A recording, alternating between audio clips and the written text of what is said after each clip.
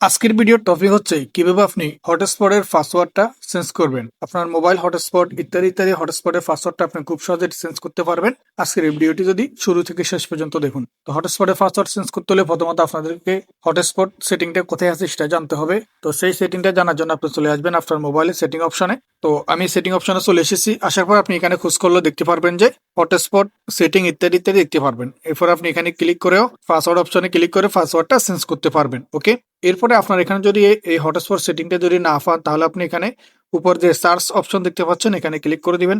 এখানে ক্লিক করে আপনি হটস্পট সার্চ করবেন।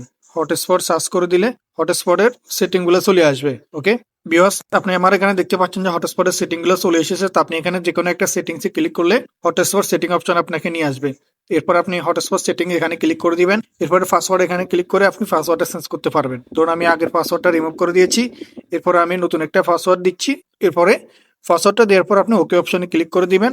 ক্লিক করার পর উপরে টিক অপশনে ক্লিক করে দিলে আপনার পাসওয়ার্ডটা ডান হয়ে যাবে। দেখতে পাচ্ছেন যে আমার এখানে পাসওয়ার্ডটা চেঞ্জ হয়ে গেছে। আমি যদি আবার নতুন করে হটস্পট সেটিং এ আসি তাহলে দেখতে পারবেন যে আমার নতুন পাসওয়ার্ড অ্যাড হয়ে গেছে। তো আপনি যদি এখান থেকে সেটিংটা না আন তাহলে আপনি উপর থেকে আপনার হোম স্ক্রিনটাকে নিচে আনবেন।